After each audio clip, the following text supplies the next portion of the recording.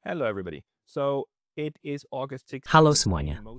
Jadi, sekarang tanggal 16 Agustus di sebagian besar belahan dunia, dan pertemuan puncak besar antara Donald Trump dan Vladimir Putin di Anchorage, Alaska, telah berakhir.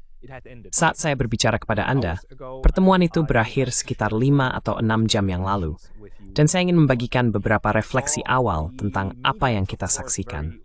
Media, tentu saja saat ini sangat dipenuhi dengan berita ini. Namun, saya ingin menunjukkan bagaimana ketika Anda mengunjungi salah satu media barat yang biasa, CNN, The New York Times, The Guardian, dan sebagainya, yang Anda temukan saat ini adalah contoh utama dari solipsisme barat, di mana mereka benar-benar tenggelam dalam dirinya sendiri, dan hanya memikirkan dirinya sendiri. Dan saya rasa tidak ada yang lebih menunjukkan hal itu, selain cara konferensi pers atau jumpa pers yang dilakukan kedua pemimpin tersebut saat ini diberitakan. Briefing or the press conference that the two leaders did. You see it better here. Anda bisa melihatnya lebih jelas di sini ketika dibuka. Di bawah panji mengejar perdamaian. Dan saya akan membahas ini lebih lanjut nanti. Kedua pemimpin itu berbicara. Mereka tidak menerima pertanyaan. Mereka hanya memberikan pernyataan, lalu pergi. Cara hal ini, dan pernyataan selanjutnya dari Donald Trump di acara lain, dia langsung ke Sean Hannity dan membuat beberapa pernyataan lagi di sana. Saat ini sedang dicerna oleh media barat. Sekali lagi, hanya dari sudut pandang barat. Semua orang terus fokus pada apa yang dikatakan Trump. Lihat saja ini. Trump dan Putin melewatkan sesi tanya jawab. Oke, baiklah. Tapi kemudian, Trump menyebut Hillary Clinton sangat baik terkait komentar hadiah Nobel perdamaian. Trump mengatakan Putin dan Zelensky menginginkannya untuk pertemuan bersama di masa depan. Trump mundur dari ancaman konsekuensi berat. Trump mengatakan, dia dan Putin sebagian besar sepakat. Trump says he and Putin largely agree. I think the meeting was a 10, Trump says. Saya rasa pertemuannya bernilai 10, kata Trump. Sangat luar biasa bagi saya, bagaimana Barat terus mendengarkan setiap kata yang diucapkan Donald Trump saat ini sedang dianalisis, disebarluaskan, dijelaskan, dan didiskusikan, dan seterusnya. Anda benar-benar harus menggali cukup dalam sebelum menemukan pernyataan apapun yang dibuat oleh Vladimir Putin. Meskipun sebenarnya dia berbicara 2 kali lebih lama daripada Donald Trump. Jadi, hal pertama yang perlu dikatakan adalah bahwa pertemuan itu sendiri tampaknya berlangsung sekitar 3 jam, di mana mereka juga mendiskusikan berbagai hal bersama tim mereka. Saat ini, ada perdebatan tentang apakah itu berarti pertemuan tersebut dipersingkat. Karena tampaknya idenya adalah setelah pertemuan puncak pertama para pemimpin bersama tim mereka, tim-tim tersebut kemudian akan berpisah ke dalam sesi terpisah dan mungkin melakukan pembicaraan lebih rinci. Itu too was detish.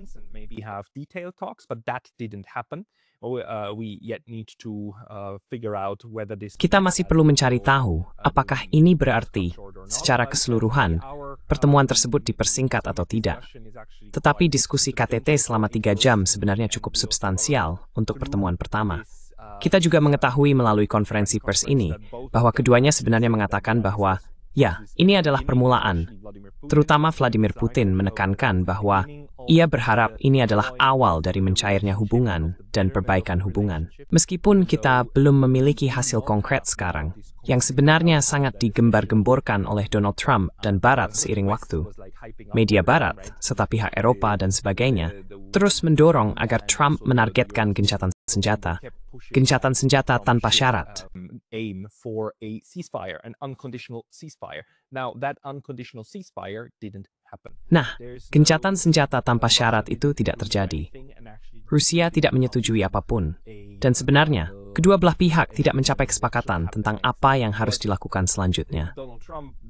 Donald Trump kemudian secara harfiah berkata, tidak ada kesepakatan sampai ada kesepakatan. Jadi sejujurnya dia tampak agak murung.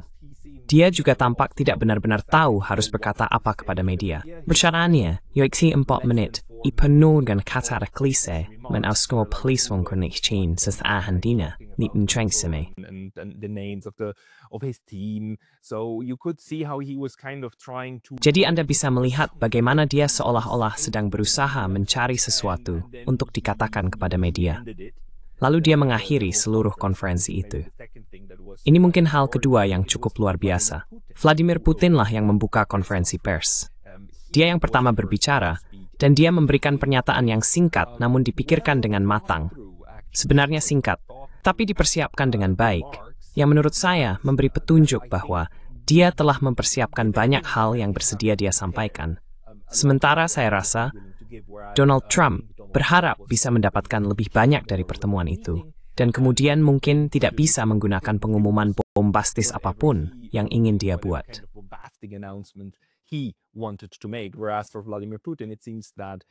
Sementara bagi Vladimir Putin, tampaknya ia tidak hanya sangat mahir berpikir cepat dan membuat pidato yang sangat koheren secara spontan, tetapi juga pernyataan yang telah ia siapkan.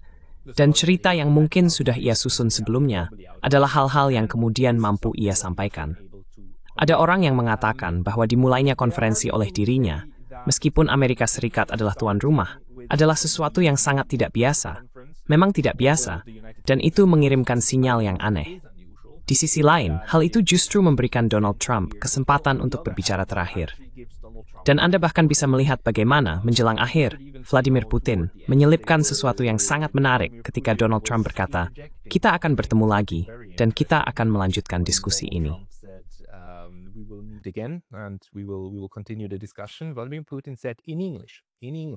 Vladimir Putin berkata dalam bahasa Inggris, lain kali di Moskow, yang kemudian membuat Donald Trump tersenyum dan berkata, "Ya, saya akan mendapat sorotan karena itu. Tapi saya bisa melihat itu terjadi." Ini sangat menarik bagi saya karena tentu saja Vladimir Putin fasih berbahasa Inggris. Anda juga bisa melihatnya di awal.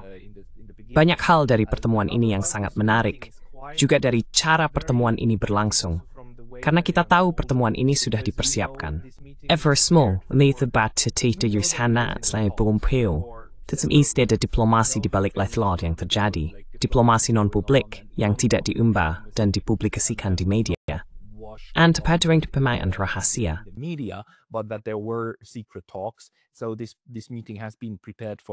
Jadi pertemuan ini telah dipersiapkan selama berminggu-minggu, tetapi pertemuan konkret dan lokasi spesifiknya, yaitu bahwa itu akan berlangsung di Anchorage, pada dasarnya diputuskan hanya dalam 1 minggu sebelum pengumuman. Jadi, tidak banyak waktu untuk mempersiapkan. Dan salah satu hal yang terjadi adalah, coba saya lihat apakah saya bisa menemukannya. Di sini Anda bisa melihat sedikit tentang itu. Kedua pemimpin ini tiba dengan limusin mereka. Tentu saja, tersebut dan lausi. Karena kembali ke half-half-tan. Trump dari Washington dan Putin dan dia dari Moskow.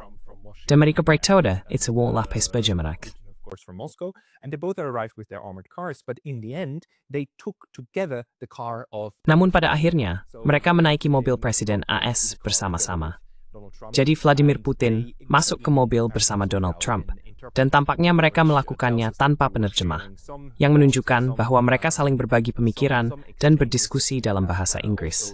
Sekali lagi, tentu saja ini merupakan keuntungan besar bahwa Vladimir Putin bisa berbahasa Inggris, dan dapat memahami apa yang dikatakan oleh lawan bicaranya, bahkan tanpa bantuan penerjemah.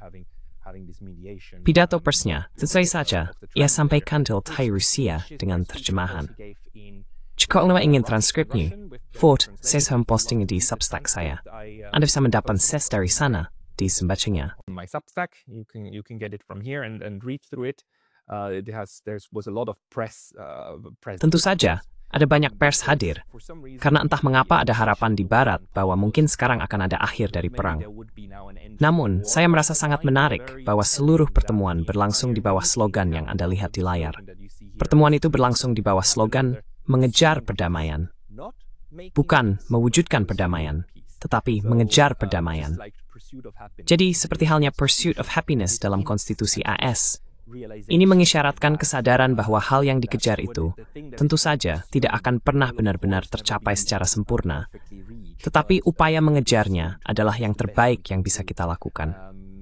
Saya rasa itu cara yang sangat pragmatis untuk membingkai seluruh upaya ini. Jadi saya tidak tahu, ini pasti sudah disepakati sebelumnya. Saya tidak berpikir sesuatu yang sepenting tema KTT, yang bahkan dipasang di mana-mana di belakang kedua pemimpin ini. Tadi Steny spats before Tilui Tegwenti. Behind these two leaders that was not agreed upon, so this must have been okayed by both sides. Jadi, ini pasti sudah disetujui oleh kedua belah pihak. Dan ini mengisyaratkan bahwa ini sekali lagi merupakan bagian dari sebuah proses dan bukan titik akhir. Jadi kita belum sampai pada tahap penandatanganan perjanjian.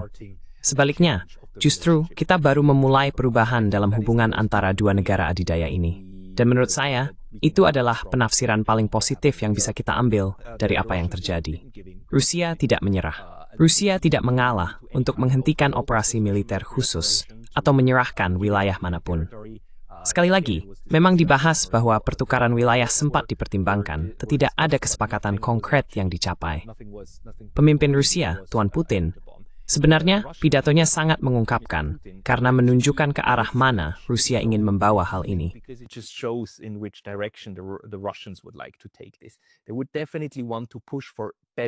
Mereka jelas ingin mendorong hubungan yang lebih baik dengan Amerika Serikat dan kerangka keamanan yang komprehensif. Mereka ingin bekerja pada akar permasalahan. Tuan Putin kembali menegaskan, seperti yang telah ia lakukan berkali-kali, dan lagi, media barat terus sepenuhnya mengabaikannya. Ia mengatakan kita perlu menangani akar permasalahan, lalu kita perlu bekerja pada struktur keamanan yang komprehensif. Ia juga menekankan bahwa, tentu saja, struktur keamanan ini harus mempertimbangkan kebutuhan keamanan Ukraina. Ia benar-benar mengatakan hal itu. Dan yang menarik, ia kembali menggunakan istilah bahwa Ukraina dan Rusia adalah bangsa bersaudara. Frasa bangsa bersaudara ini sudah lama tidak muncul dalam banyak pernyataan Rusia tentang Ukraina, tetapi sekarang istilah itu kembali digunakan.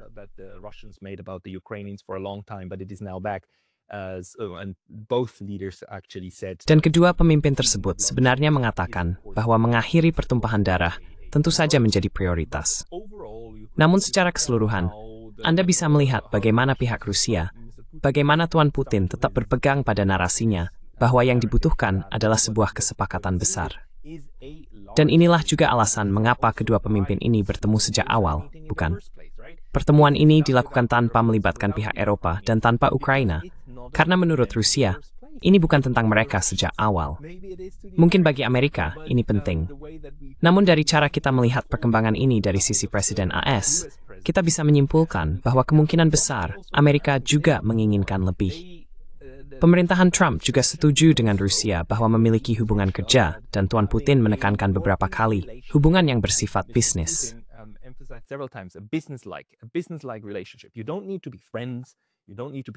Anda tidak perlu menjadi teman. Anda tidak perlu menjadi sekutu.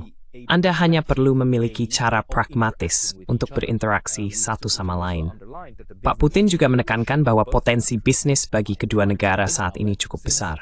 Karena saat ini ada begitu banyak sanksi, dan pada dasarnya sangat sedikit interaksi normal antara kedua kekuatan besar tersebut. Sehingga, jika kita kembali ke suatu bentuk normalisasi, Anda bisa melihat peningkatan manfaat yang dramatis bagi kedua belah pihak. Itulah juga alasan mengapa ia memulai pidatonya dengan mengingat hubungan bertetangga yang baik yang mereka miliki dan sejarah yang mereka bagikan.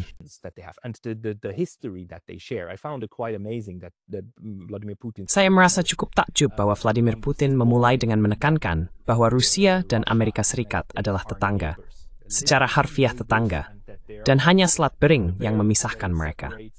Ia menunjukkan bahwa ada dua pulau yang sebenarnya hanya berjarak 4 km satu sama lain, dan bahwa AS dan Rusia secara harfiah, tanah mereka hanya terpisah 4 km. Begitulah ia membuka pembicaraan. Lalu ia juga mengatakan bahwa ketika ia tiba, EU stepat suatu tuufo, beta, alo komedisan tumtunggup. Smitjama pork siang this space of knowledge. Wishing the United States well. Rusia, Vladimir Putin benar-benar menekankan harapan baik untuk Amerika Serikat dan juga memuji masa lalu bersama ketika mereka berjuang bersama dalam Perang Dunia Kedua, serta betapa banyak hal yang menghubungkan mereka. Jadi Anda benar-benar bisa melihat bagaimana Putin sekali lagi, dan ini sangat khas baginya, berusaha menyoroti semua hal yang menghubungkan kedua bangsa ini. Ia dulu juga melakukan hal yang sama dengan Jerman, ia berbicara di Bundestag Jerman, Teme bicara ke Angela Merkel, nulis opowis vesaminisi, maikab selalu memuji Rusia Jerman, dan memius orang Jerman. Saja, media dan polis kejam, tidak demius sebelum balasnya. Politicians that didn't really reciprocate, and you could tell even now, how. Dan bahkan sekarang pun, Anda bisa melihat bagaimana satu-satunya hal yang dipikirkan orang Eropa adalah saling mencela dan benar-benar merusak, atau mencoba merusak lebih jauh lagi, segala bentuk hubungan yang mungkin dengan Rusia. Itulah yang kita lihat minggu lalu. Bagaimana orang Eropa berkumpul, dan satu-satunya hal yang mereka sepakati adalah betapa buruknya mereka memandang Rusia, dan bagaimana mereka menuntut Rusia untuk membayar semua uang reparasi yang dianggap tidak masuk akal, serta bahwa posisi bersama orang Eropa adalah bahwa Rusia yang harus disalahkan atas segalanya, dan bahwa tidak ada hal baik yang pernah datang dari Rusia.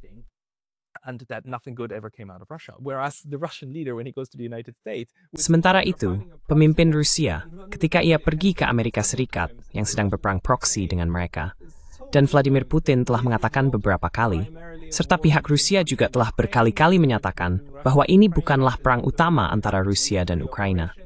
Rusia sedang melaksanakan operasi militer. Perang proksi ini adalah dengan Amerika Serikat, dan mereka membingkainya sebagai perang proksi, bukan? Namun tetap saja, ketika pemimpin Rusia pergi ke Amerika Serikat, ia memuji AS. Dan juga, Anda tahu, beberapa orang khawatir bahwa Vladimir Putin dan rombongannya bisa saja dibunuh di Amerika Serikat, dan bahwa ini hanyalah sebuah jebakan, bahwa pemenggalan kepemimpinan akan terjadi. Namun tentu saja, itu tidak terjadi.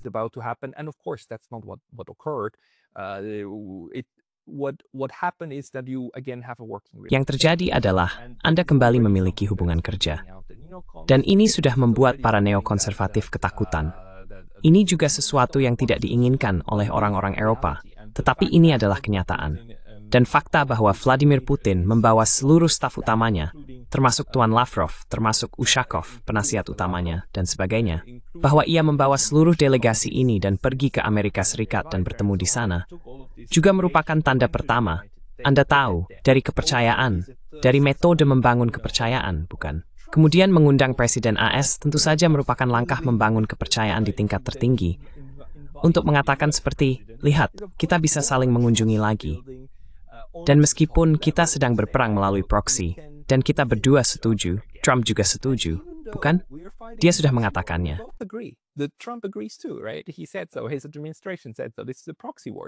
Pemerintahannya sendiri yang mengatakan demikian. Ini adalah perang proksi. Mereka telah mengakuinya beberapa kali, bahwa mereka memandangnya dengan cara yang sama.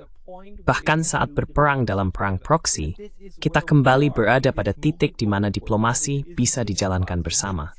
Dan inilah posisi kita di dunia multipolar saat ini, yang sekali lagi merupakan dunia ala Clausewitz, di mana ada perang, ada kekerasan, dan pada saat yang sama ada diplomasi. Karena perang adalah kelanjutan dari diplomasi dengan cara lain, dan diplomasi adalah kelanjutan dari perang dengan cara lain.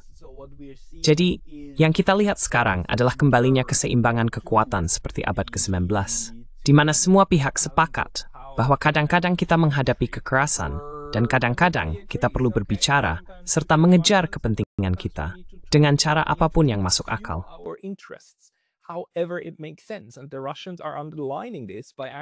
Dan Rusia menegaskan hal ini dengan tidak menyetujui gencatan senjata, terus bertempur di medan perang, sambil tetap menggunakan perundingan dan diplomasi sebagai jalan ke depan untuk menyelesaikan masalah yang lebih besar. Dan masalah yang lebih besar bukanlah siapa yang menguasai sebidang tanah di Ukraina. Masalah yang lebih besar adalah bagaimana membangun struktur keamanan yang saling menguntungkan, yang benar-benar dapat bertahan, mempertimbangkan kekhawatiran semua pihak, dan mengembalikan perdamaian. Oleh karena itu, slogannya, mengejar perdamaian. Bagaimana kita mengejar perdamaian? Bagaimana kita membungkam senjata? Dan bagaimana kita menjaga agar senjata tetap bungkam? Jadi gagasannya, pahamilah ini sekarang sebagai awal dari pemahaman bahwa perdamaian bukanlah sesuatu yang hanya ditandatangani di atas kertas. Perdamaian adalah sesuatu yang harus dipupuk, yang merupakan bagian dari sebuah proses, dan yang harus dipelihara secara fostered over time, right? So in this sense, while I think Jadi dalam hal ini, meskipun saya pikir orang Amerika memang memasuki negosiasi ini dengan harapan bisa meraih kemenangan, dan inilah juga yang digambarkan di media, bukan? Siapa yang meraih kemenangan? Mereka masuk dengan gagasan bahwa mungkin mereka bisa meraih kemenangan untuk mendapatkan beberapa kepentingan Barat. Sementara itu, Rusia memasuki negosiasi ini dengan tujuan mendorong proses ini ke arah yang benar, tanpa mengorbankan kepentingan mereka. Dan saya pikir, disinilah mereka saat ini bertemu. Disinilah, meskipun Donald Trump menginginkan isu-isu yang lebih konkret dan aktual, ia setuju bahwa gambaran besar untuk mendorong kemajuan layak untuk dijalankan, dan juga layak bagi Vladimir Putin untuk mengambil bukan sebuah lompatan keyakinan, tetapi risiko yang sudah diperhitungkan. Not a leap of faith, but to a calculated risk. Going to Alaska is a calculated risk. Pergi ke Alaska adalah sebuah risiko yang sudah diperhitungkan. Sekali lagi, bukan soal keselamatan fisik. Orang-orang telah mengatakan lagi-lagi tentang serangan pemenggalan kepala oleh AS. Lihat Iran. Lihat bagaimana mereka memperlakukan para pemimpin di Timur Tengah. Namun kita harus sadar bahwa ini adalah permainan yang benar-benar berbeda. Ini adalah tingkat kepemimpinan dan hubungan yang sama sekali berbeda. Sementara Iran jelas dipandang rendah. Amerika Serikat tidak menganggap mereka sebagai setara. Sekarang sudah jelas bahwa Rusia dan Tiongkok adalah setara, suka atau tidak suka oleh AS dan Eropa. Dan sebenarnya, hubungan di antara mereka kini bergerak menuju kesepakatan bersama bahwa mereka bertanggung jawab bersama dalam upaya perdamaian.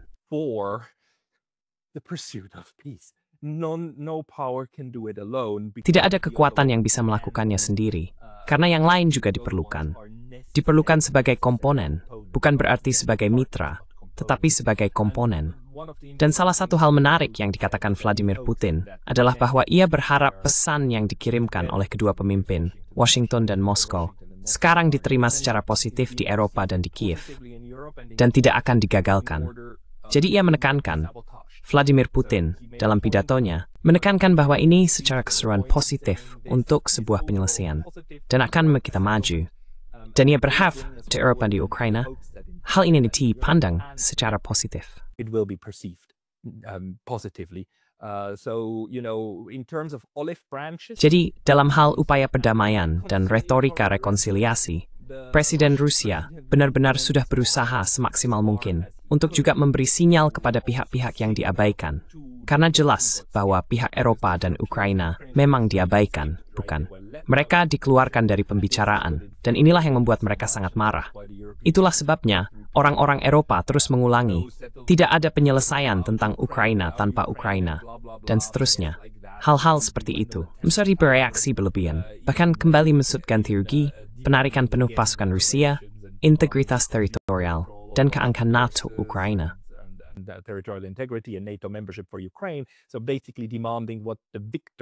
Jadi pada dasarnya, menuntut apa yang biasanya diminta oleh pemenang perang, padahal sebenarnya adalah pihak yang kalah. Dan sudah jelas, bahkan Viktor Orbán pun sudah mengatakan, Ukraina bukan hanya kalah dalam perang ini. Ukraina sebenarnya sudah kalah perang. Namun meskipun dalam keadaan seperti itu, orang-orang Eropa masih berpura-pura seolah mereka punya posisi untuk menuntut sesuatu sebagai pihak yang kalah dalam seluruh urusan ini. Tentu saja, ini sangat konyol. Tapi menurut saya, Vladimir Putin menyinggung fakta bahwa mereka masih bisa menjadi pengganggu. Meskipun mereka tidak bisa mengubah arah keseluruhan proses, karena dua kekuatan besar sekarang yang mengaturnya, mereka tidak bisa mengubah jalannya, setidaknya untuk saat ini. At least not for now, they would still be able to derail what's happening. Mereka masih akan mampu menggagalkan apa yang sedang terjadi jika mereka benar-benar berniat. Misalnya, melalui serangan teroris, atau dengan eskalasi menggunakan drone atau senjata lain yang memang mereka miliki. Maksud saya, ada potensi untuk menciptakan kerusakan besar jika mereka benar-benar berniat. Misalnya dengan menyerang infrastruktur sipil. Sesuatu yang begitu keterlaluan, sehingga Rusia harus bereaksi dengan cara yang sekali lagi akan mensabotas seluruh urusan ini. Vladimir Putin juga menegaskan bahwa ia memang menyalahkan Amerika Serikat atas beberapa hal, meskipun ia mengungkapkannya dengan bahasa yang sangat diplomatis. he put it into very diplomatic language. He actually was talking about Donald Trump's predecessor. Sebenarnya, dia sedang berbicara tentang pendahulu Donald Trump yang diingatkannya pada tahun 2022. Dan saya kira itu adalah sebuah pertukaran, mungkin pertukaran di akhir 2021 atau awal 2022. Dia menyebut tahun 2022. Jadi kemungkinan itu terjadi pada Januari atau awal Februari, ketika pasti ada pertukaran dengan pendahulu Trump. Jadi tentu saja dengan Biden, kepada siapa dia mengatakan bahwa hubungan dengan Rusia seharusnya tidak didasarkan pada eskalasi militer. Dan dia memang, Vladimir Putin memang, setuju dengan pernyataan Trump bahwa jika dia menjadi presiden, perang ini tidak akan pernah terjadi. Dia mengatakan bahwa dia setuju bahwa kemungkinan besar memang akan seperti itu. Jadi, dengan demikian, dia secara implisit menyalahkan AS, menyalahkan pemerintahan sebelumnya, menyalahkan Joe Biden karena telah memilih jalur konfrontasi militer.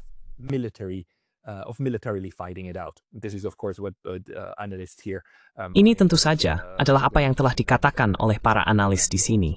Saya sendiri dan yang lain seperti Glenn Deason dan orang-orang dari Durant dan seterusnya selama waktu yang lama. Ini adalah perang yang paling diprovokasi dalam sejarah perang-perang yang diprovokasi. Dan sekarang kita bahkan memiliki buku-buku dengan judul seperti itu. Pada akhirnya, ketika situasi memanas pada bulan Februari, pihak Barat, yaitu pihak NATO, yang meningkatkan eskalasi masalah ini, juga dengan meningkatnya serangan di Donbas. OSCE melaporkan adanya eskalasi. Pada saat itu, keputusan Amerika Serikatlah yang mendorong Rusia untuk mencoba menakut-nakuti Ukraina secara militer agar mau membuat kesepakatan yang hampir berhasil tetapi gagal. Lalu mereka harus mundur, dan itu memakan waktu lama.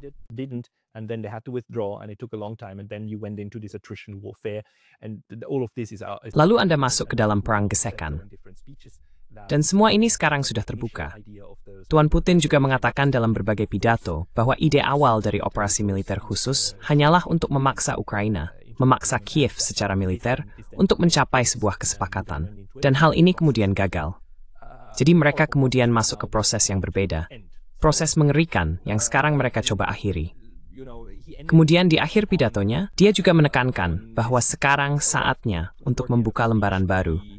Dan bahwa pertemuan saat ini mudah-mudahan menjadi awal dari pembukaan lembaran baru itu.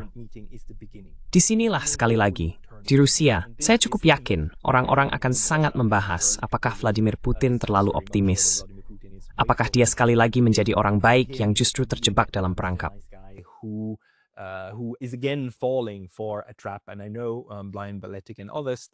Dan saya tahu Blind, Baletic, dan yang lainnya masih menafsirkan ini sebagai jebakan, sebagai cara untuk mencegah Rusia benar-benar menang di medan perang. Saya pikir sekarang kita sudah sampai pada kesimpulan bahwa itu bukanlah masalahnya. Rusia akan terus menggunakan cara militer, tetapi juga akan menggunakan cara diplomatik. Dan kita sedang bergerak menuju situasi di mana sayangnya, kekerasan, bahkan di antara kekuatan besar, sekarang hanyalah bagian lain dari hubungan yang dimiliki kekuatan-kekuatan ini. Dan kita akan melihat sejauh mana Donald Trump mampu mendorong hal ini. Dia sekarang akan berbicara dengan pihak Eropa, dan tentu saja Vladimir Putin sudah berbicara, atau sudah pernah berbicara, dengan pihak Tiongkok. Kita sedang melihat di sini bagaimana tatanan multipolar baru akan dibentuk. Dan biwakwi sebuah petai powers yang berlapis-lapis.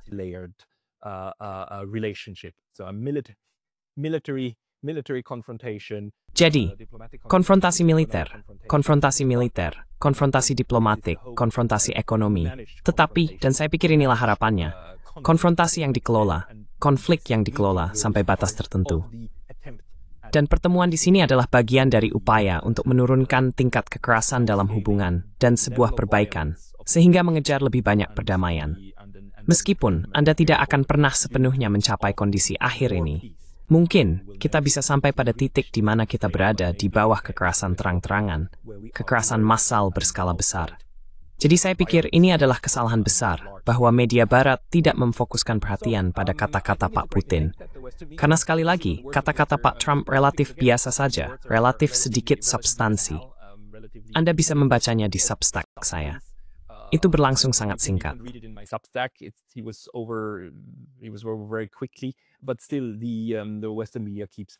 Namun tetap saja, media barat terus-menerus hanya fokus pada apa yang dia katakan, seolah-olah menggunakan bola kristal untuk membaca kemana Trump ingin membawa hal ini.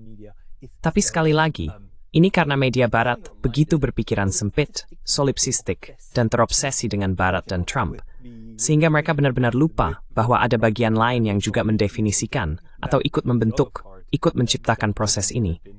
Bagian itu juga seharusnya dianalisis dengan benar. Dan ini juga merupakan bagian tentu saja dari demonisasi terhadap Rusia, bahwa tidak ada hal baik yang pernah datang dari Rusia. Maka, mengapa harus mendengarkan Rusia? Nah, itu kesan pertama saya. Akan ada lagi. Akan ada pembicaraan dengan Glenn Deason dalam waktu dekat di kanal ini. Saya harap Anda menantikannya. Kami akan membahas lebih lanjut apa yang bisa kita pelajari dari pertemuan tersebut. Sampai jumpa lain waktu.